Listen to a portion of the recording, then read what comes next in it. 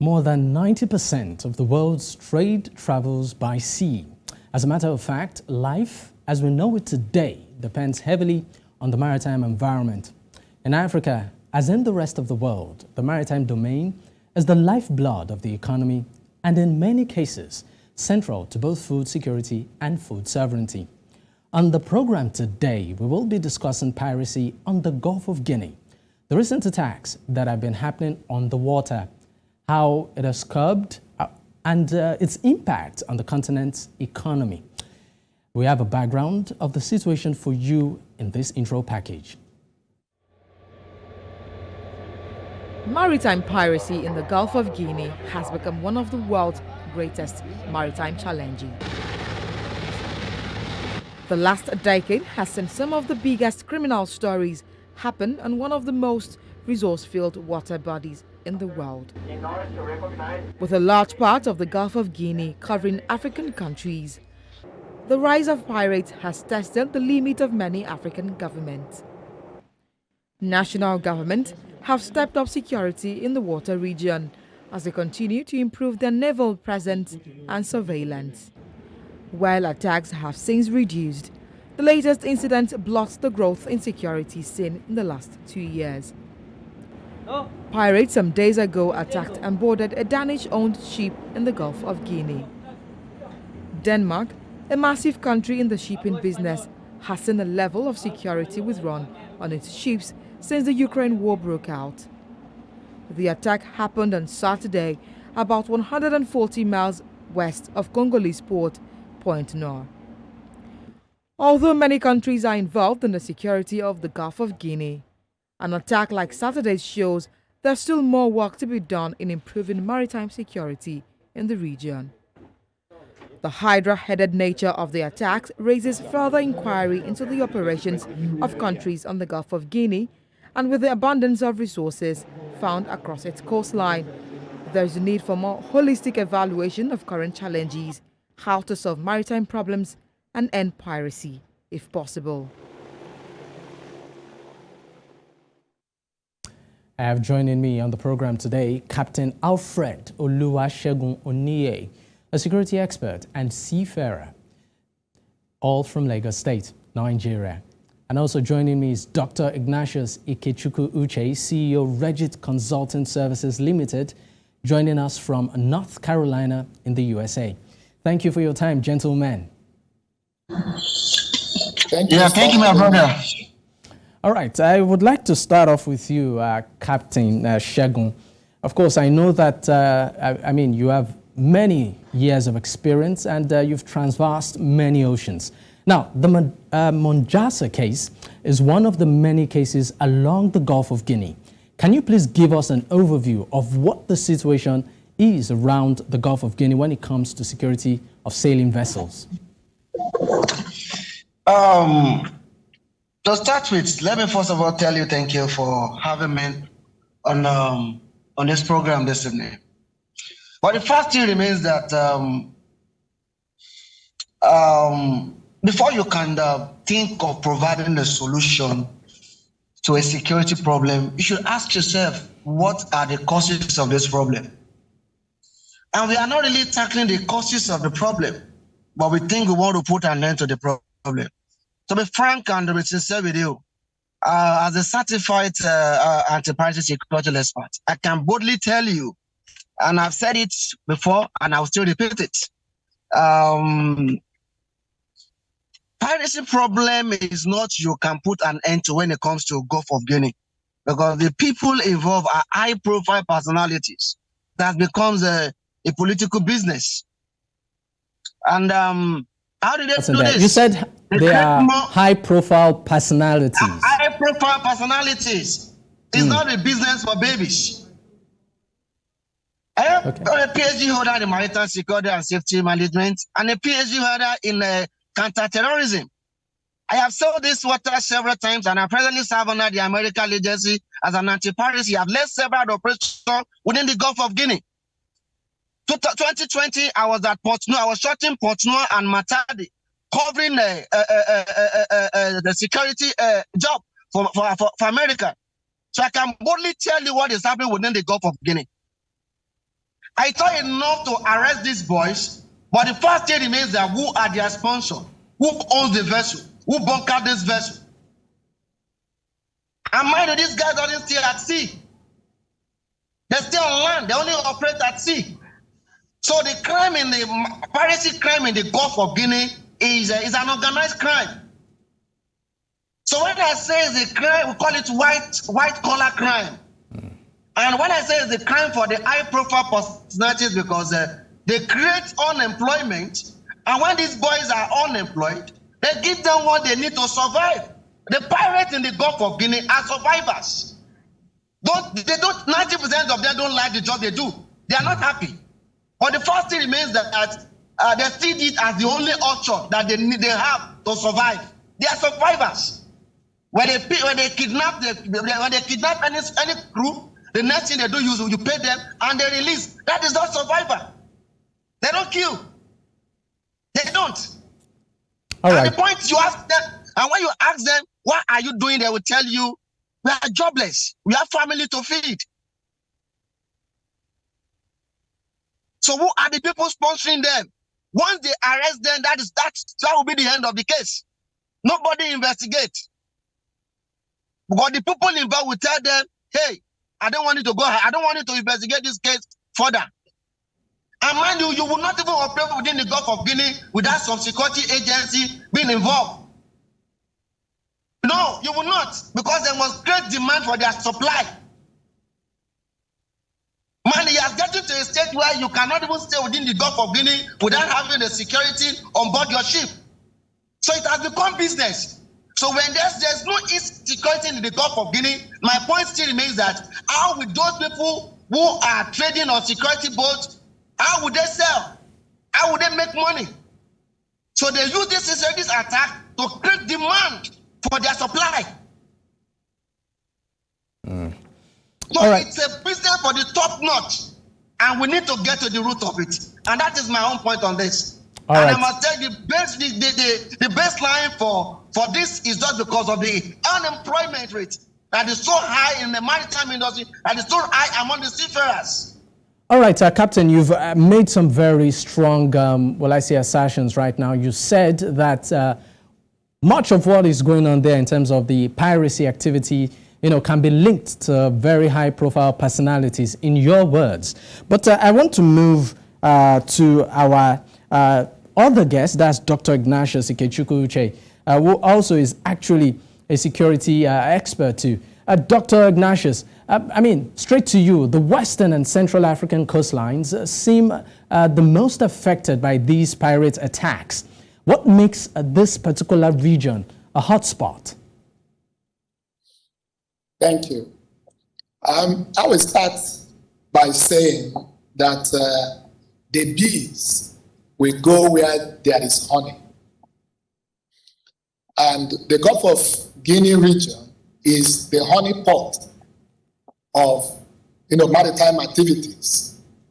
And therefore, you expect that it will not just be absolutely crime-free. All we need to advocate is measures to reduce the frequent incidents of attack and hijack that we've been having within this region. But to eliminate it, absolutely, in an absolute terms, it's like a Herculean task. I'm not saying it's not possible, but it will take concerted effort. The Gulf of Guinea, we all know, is the inlet of oceans, ocean-driven vessels into the Atlantic Ocean. And we know that it is very rich in crude oil, especially the aviation oil, the hydrocarbons, the metals, and a lot of rich resources, fishing resources. They are really embedded within this region. And that's why you see a lot of people becoming interested in what happens in this region. The effect and the impact cannot be overemphasized among the countries and the nations surrounding this region. the insecurity situations within these nations is rubbing off on the security of the maritime. That's the truth. When the land aspect of the security issues become so hot, the boys decide to go to the creeks, they go to the sea, where they have a lot of cover and where they can maneuver at any time without anybody dictating or arresting them. So what we are saying is that these challenges are there. And we also note that a problem once identified is half solved. But what baffles me is that when we identify these issues, we still do not grapple with them the way we ought to. But as we progress, I will give some suggestions and some tips on how we can address this teething problem that is affecting our national lives, our economic development, and affecting our GDP, affecting the cost of living among the citizenry within the Gulf of Guinea.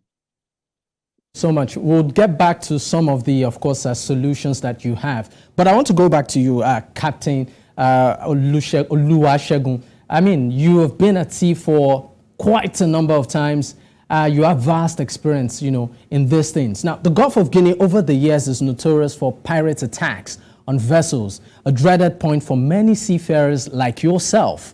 I mean, why is that? And also, number two, I want to, of course, tap a bit from your wealth of experience. You made a very strong point. You said high-profile personalities are involved. From your years of, plowing that particular route, have you had cases where probably names were mentioned? Thank you very much. I'm a certified private detective, and we are well guided before we speak. I'm going to be sincere with you. Whatever I'm telling you today, I have facts and figures with me. I have evidence. But the fact still remains that nobody bothered to question and say, who are these people selling this oil to? Who owns the vessel? Because you will not commit crime in the Gulf of Guinea alone. It's an organized crime.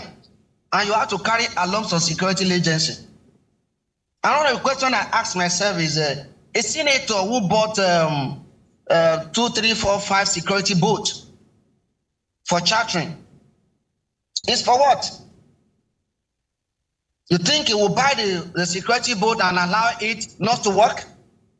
That aside, there's no militant that can just decide to go into creek and bust any pipe. Number two, there's no seafarer that can just decide to go to the high sea and hijack any vessel. There are measures. And mind you, another thing you need to understand is when you are on board with your radar, you can see so many things. You can see vessel that is that we can say this vessel is a suspect, and we can see vessel to say this vessel is onto something that are calculated. That's what we call graduated response when it comes to maritime security approach. So I must be sincere with you. Whatever I'm telling you today is a fact. Because when they arrest these boys, nobody bothered to ask, who do you give this oil to? Nobody bothered to ask, who owns this vessel? Have you been to Kirikiri? Have you been to Ikoyi prison? Have you been to Port Harcourt prison and ask these boys? Nobody bothered to ask them, but they will arrest this boy, prosecute them, and jail them. But nobody bothered to ask, who is owner of this vessel? Who are they giving the oil to? Who are the people buying it? Because you will not hijack an oil tanker vessel and take every necessary thing you need to take the oil, and the next thing is, where do you take the oil to? Who are the people buying it? If there's no demand for their supply, there won't be supply. And that's the point I need us to understand in this. Have you been to Niger Delta? Go and see how many illegal refineries that are there. How many pipes that were connected illegally. And the security agency in that place won't tell you that they are not aware. See, to be sincere with ourselves, the baseline for all these things is still boiled down to unemployment. Because when the boys don't have anything to do, it's easy for you to use them for illegal operation. And if that issue of unemployment can be reduced, I tell you, insecurity will reduce in the maritime industry. And that is the truth. And when you look at the way these boys operate, you will know that some of these guys are professional to the core. They understand the terrain. It will take a very good navigator to know where your ship is positioned and know when to attack. It will take a good underwater welder to know how to go under the sea and bust the pipe. These boys are not babies. They are not mature. They understand this job. Now there's what we call piracy measure, that every vessel sailing within the Gulf of Guinea are going to have, every vessel must have. Now the question is, does this vessel that was hijacked, does this vessel have a what called piracy measure and anti-piracy measure? If it does, how does the sea pirates get on board that ship? That means they understand the system. Ask the captain, what is wrong with your SSAS? That means these people know the calculation, they understand this game.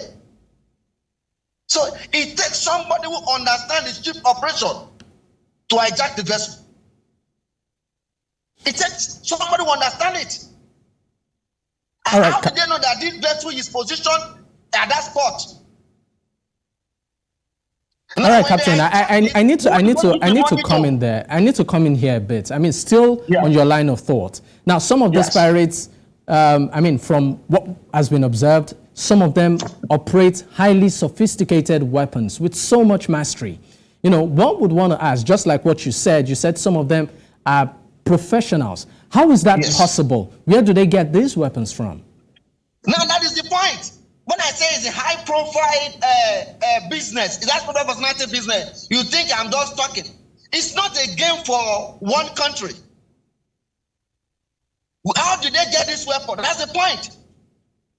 Some of them, when they pick up this product, they use this product to trade in weapons. Who are the people supplying them this weapon? Where are they getting it from? Nobody ever bothered to mention that. I mean, they didn't dig ground to get these weapons. What country is supplying them? Who are the dealers? These are questions we need to ask ourselves. So when you really want to put a solution to a problem, you need to get to the root of the cause. Until we get to that root, we will only be playing in the Gulf of Guinea because it's a business, and they are not need to stop. And mind you, this business is not just within the Gulf of Guinea. It's beyond that. Because these guns are not coming from the Gulf of Guinea. It's coming from outside. Who are the people supplying them? When they steal this oil, who did they supply it to? It goes beyond what you think. It goes beyond that, sir. All right, Captain, we will get back to you. Let's go back to Dr. Ignatius right now. And Doctor, I just want to ask you, some reports have it that many of the pirates are of Nigerian extraction, right? Do you actually concur with this particular postulation? In as much as we all know that it takes two to tango. Okay, like the captain has said, most of these crimes are, organized crimes. That's the truth. But then to say they are from a particular extraction needs further investigation. Because I agree, there are insecurity among the nations within the Gulf of Guinea. Of course, you showed us some of the backgrounds of security issues in Guinea and in Congo and all that. So all these countries are also having a toll of this insecurity within the nation that is also cutting across the maritime industry. So one cannot say with all certainty that they are from a particular extraction. That will not be a fair assessment. But suffice to say that this group of people are not, they are not spirit. They are living within the environment. They are living in our environment, and they need to be identified. That's why I said during my introduction that there should be concerted effort by all and sundry, all well-meaning, Nigerians, Ghanaians, Togolese, and all the nations within the sub-region to curb this problem. It is a problem that can be surmounted, but it requires, sustaining all the operations that are already in place now in tackling insecurity within the Gulf of Guinea.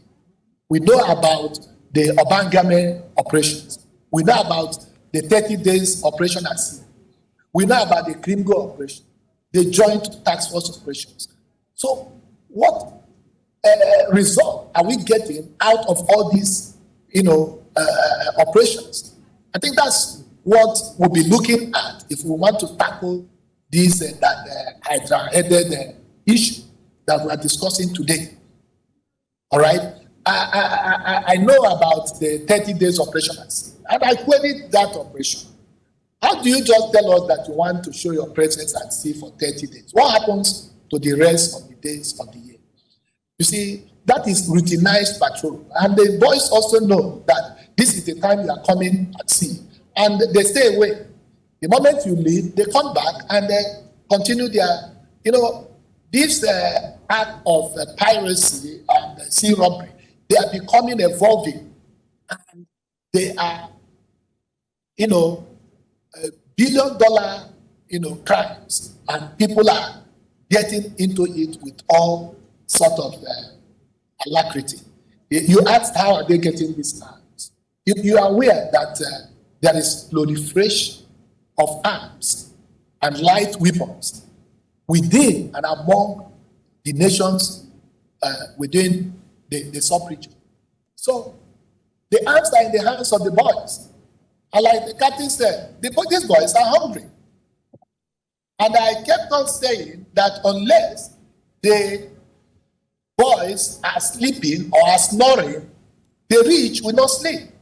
So except it gets to a point where these boys are snoring, it will be difficult for the rich to sleep.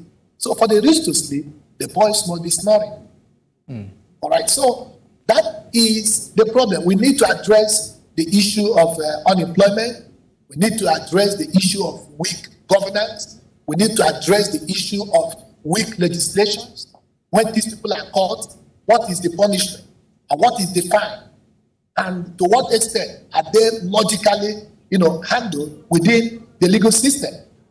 To what extent are we implementing the UNCLOS legal system and legal framework? So we need to strengthen our judicial institutions to ensure that whoever is caught in this dastard act should be dealt with in accordance with the UNCLOS law. And when we keep doing that, and you notice that the trend will go down. Actually, for some time now, if you check statistics, the crime within the Gulf of Guinea actually nosedive vis-a-vis what it used to be last year, 2022. Okay? As of 2022, we had about 27 of these incidents. All right? So today, I think we have about 8 of them. So the issue now is, what are we going to do as nations and as citizens within and around this Gulf of Guinea so that we'll be able to address the issue of maritime security challenges, especially in this era of ISPS code. We really need to address this issue, or else our compliance status as nations will be questioned by the international community. So, and that is where it becomes a very serious concern. And you know the implication, vessels coming into our waters, we now have to demand for increase in insurance. And then what would be the effect of that? The multiplier effect is that the cost of living keeps going high, and the people are being impoverished, and the standard of living is still not improving. Our GDP keeps going down, and then we are not better off in any way. So that's my take on this. All right, thank you, Dr. Ignatius. But I still, before we go on a break, I want to quickly, of course, take Captain Alfred's opinion on this. I mean, you've been on the field, you've made some arrests. Who are these groups actually? And of course, is it true that they are of a particular, most of them are of a particular extraction? Thank you very much. I'm trying not to categorize any group of people, but let me make it a general note. The fact still remains that when these boys are arrested, the law only prosecutes the boys. What happens to their sponsor? Does that mean that we don't have the power to investigate? Who are the owner of the vessels? The manager of the vessel? Who received the oil? Who received the cash? Where do they get the weapons from? And secondly, if we really want to put an end to the madness on ground, 3 things we must do. Let's solve the unemployment problem.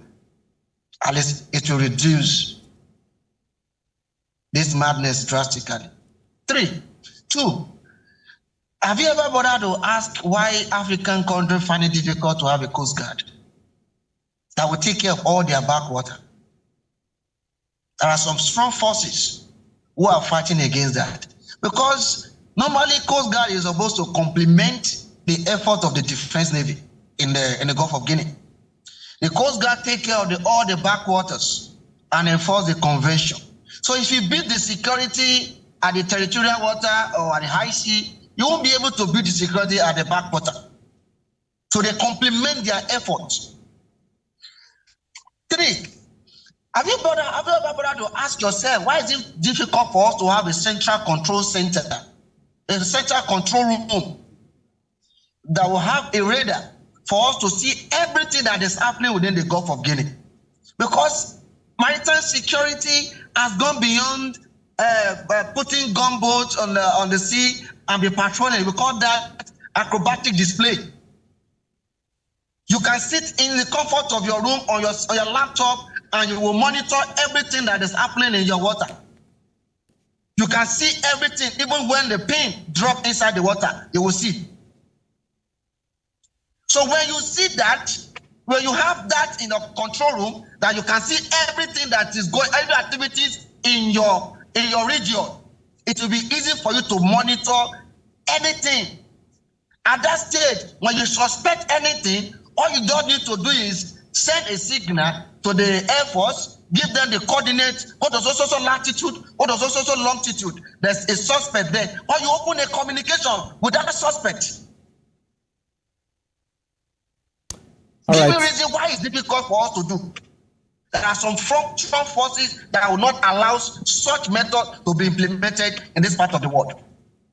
All right, thank you so much, Captain Alfred. But right now we need to go on a quick break. When we return, of course, the conversation still continues. Stay with us. This is Secure the Continent.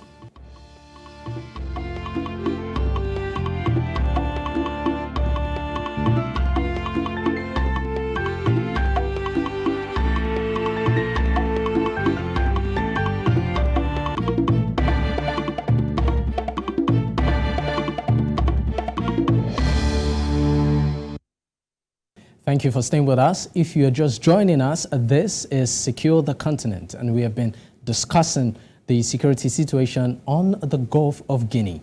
We have joining us Captain Alfred Oluwasegun Oniye, a security expert and seafarer, joining us from Lagos, Nigeria, and also Dr. Ignatius Ikechukwu Uche, CEO Regitt Consulting Services Limited, joining us from North Carolina, USA. Thank you once again, gentlemen, for your time. Gentlemen, are you there? Yeah, we're there. Thank you very much. We're here. All right. Now, let's, of course, go back to some of the core issues. Now, the area in perspective, that's the Gulf of Guinea, actually has a rich presence of resources. How has this affected the foreign activities going on there? I want to, of course, direct that question to you, Dr. Ignatius. Yes, like I did mention earlier, the bees will go where there is honey. And that's why you see most of the foreign countries, being interested, even more than we, the indigenous, of what happens within the Gulf of Guinea. Because they know the natural resources that is embedded in that, environment. They are second to none. Best all over in the world when you extract them. So that's why you see both the French, the European community, the United States, they're all interested in what happens in this region. Now, it is one thing for us to have these resources. Another thing is to secure them. When before we went on break, the captain was talking about, using the use of technology in policing this environment. Suffice to say that we have these technologies. The Nigerian Navy have what we call the Falcon Eye. The Nigerian Ports Authority have what we call the 3CI. And then the master have the 4CI. So I'm talking of within the context of Nigeria. So if we harness and integrate these technologies, I'm telling you, in a jiffy, we're able to detect illegal activities within this region, even before the foreign counterparts. But suffice to say that at times we lean upon the foreign nationals to help us to deal with these situations that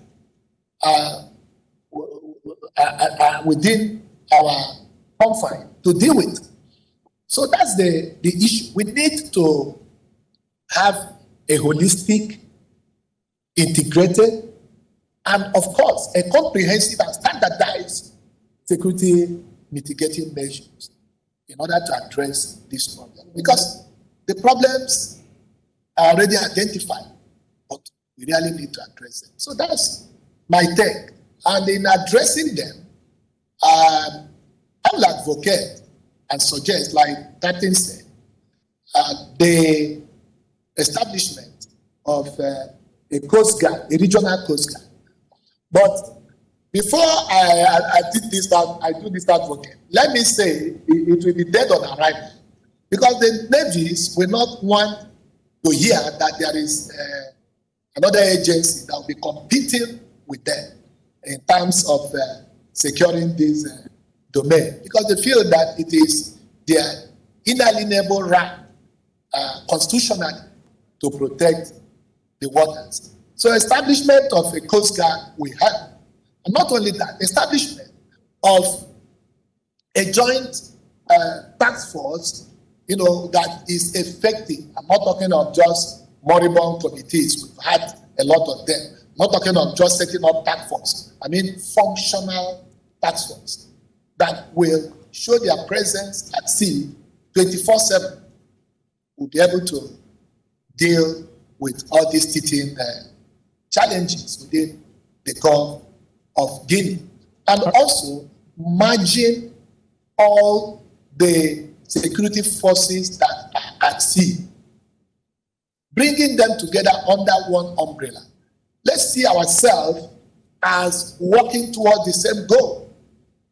Not everybody is on his own and God is for us all. That's what we see at sea. We have the presence of the immigration at sea. We have the NDLA. We have the custom. We have the Navy. We have the police. Everybody is on his own. But God is for us all. That's what we see there. So, but if we're able to integrate them, harness them, and then let them come up under one umbrella, and we see them as working towards the security of the nation, territorial waters, that will go a long way in addressing these problems. All right, thank you, Dr. Ignatius. Okay, because we are pressed with time. Sorry, Dr. Ignatius, we are pressed with time. I want to take the captain's opinion too. It's a follow-up to, your question. And now, Captain Alfred, how better can national governments across the African continent protect the Gulf of Guinea? And what do they stand to lose when, they don't actually do this?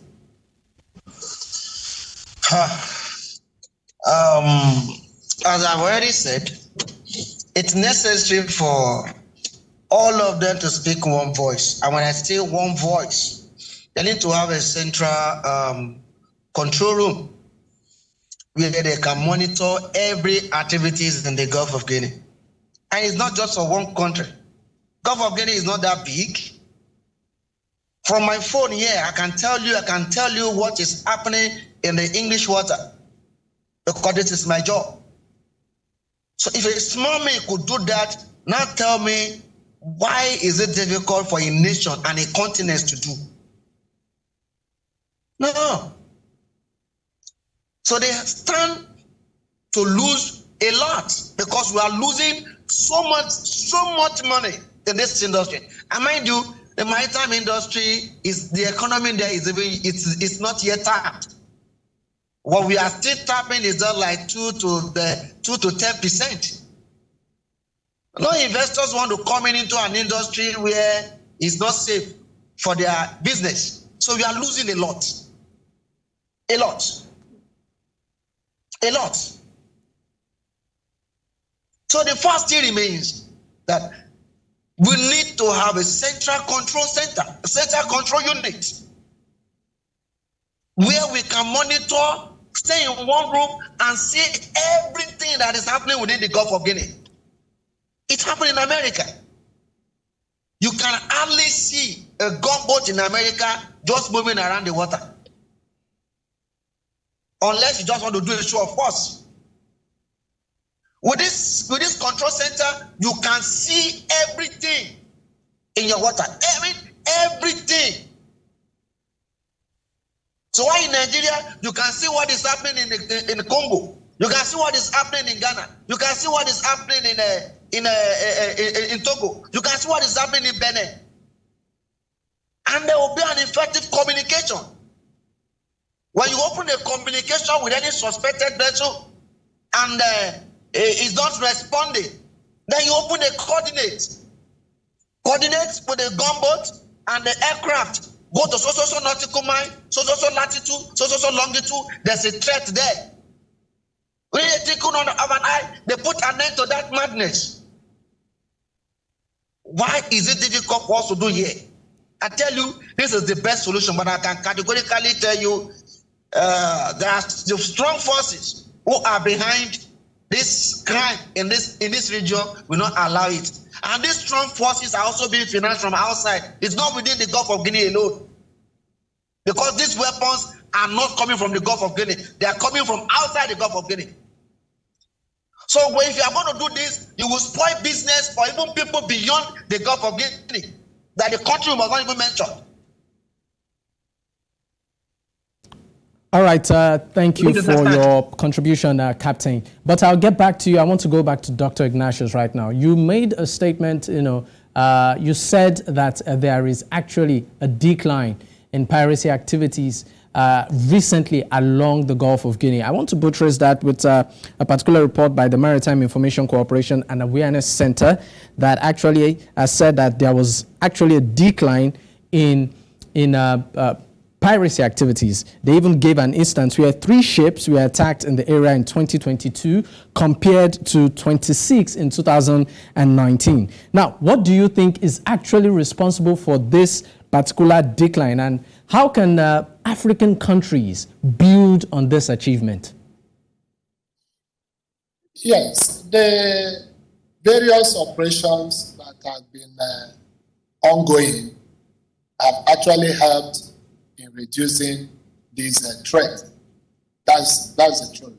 The regular patrol of the region and the Joint Task Force, I think they need to be commended for their effort. We are very quick to point at areas of insufficiency. But when they also perform, I think we need to commend them for what they are doing. It's not funny to be at sea every time to contend with these criminals. I think also the presence of these joint task force, the Clean Go operations, and also the Obangame operations have actually added credence to the reduction of these crimes. So in order to sustain it, we need to strengthen these operations. We need to build capacity. We need to train these personnel and retrain them. We need to also increase their allowances, especially in terms of their take home, because this is a risky business and we know what we generate from this region. So no amount of money will be so much to encourage and empower these personnel that are hazarding their lives on daily basis in securing these areas. So we need to look at that. And then if we want to also address this problem, there is need for all the shipping companies and all the operators to look inward and do thorough background checks of all these their seafarers. I know I was involved in an investigation where we discovered that even the seafarers themselves at times feign their kidnap. They kidnap themselves only for ransom to be paid to them. So we need to also look at it from both ends so that we don't just point our fingers to a particular area where there is a loophole on the other side of the divide. Thank you. All right, I want to I want to pick on the last line of your statement, and I want to actually get a reaction from Captain Alfred. You said some seafarers actually fake their own kidnap for ransom. How do you react to this, Captain Alfred? Yeah, thank you very much. It's actually right. As I said, every crime at sea is an organized crime. Yeah, don't be surprised that some attacks that actually happen at sea are actually being planned by the seafarers themselves. I remember when I was still sailing within the Nigerian water, there's what we call close racket. In this close racket, the captain himself will be the one to plan with those who will come and hijack the vessel. The vessel that will come and hijack will be maybe 3,000 tons. He will hijack the vessel and take 3,000 tons of oil from that vessel, beat the crew, and they will go. So the captain themselves, after selling, the captain will get his share and the seafarer will get their share. So it's possible. But the question you always ask yourself is, how is it possible for sea pirates to gain access to the main deck if anti-piracy measure is in place? There's what anti-piracy measure on board. And you will discover that sea pirates get easy access to the main deck, get easy access to the accommodation, even kidnap the crew. Sometimes they will take part of the oil and they will go. And the point is, if you are able to carry out a thorough investigation, know where this thing is sourced to, who gave them, for you discover that even these seafarers are not free. So what Dr. Abdul said, he said the truth. There are some things they cannot just be saying on air. You see, this water here, I know many things in Nigerian water, but we just keep quiet and allow certain things to go. Nigeria has over 6,000 creeks. And to be sincere with you, and without being biased, Nigerian Navy is actually trying. But there are some strong forces that are not allowing the Nigerian Navy to actually perform the way they want to perform. But they are underfunded. Nigerian Navy is underfunded. The personnel, they need to be well paid. And another thing I want to emphasize on is we are giving glory to who we are not supposed to give glory to. Nobody ever bothered to ask what happened. How did we do it? that seafarers reduced drastically, seafarer attack reduced drastically in Nigerian water? This is the question I expect Nigeria to be asking. And this is the work of the present CNS, Vice Admiral Gambo. He has been one of the best CNS Nigerian Navy has ever produced. He didn't fight this maritime security with gun or with any gunboat. It was proactive about his operation. One of the things he said is, if I catch any officer being involved in any criminal activities within the Nigerian water, I will deal with them. He addressed the matter in a very proactive way, intelligent way. They didn't do anything new, and the madness actually stopped. All right. Thank you so much. Thank you so much, Captain Alfred. I know we can go on and on, but we really need to go. Thank you so much for all of the insights and revelations that, of course, you've given this evening. Once again, I want to say thank you so much, gentlemen. Thank you for your time. You're welcome. Thank you very much. Have a pleasant day. And you too.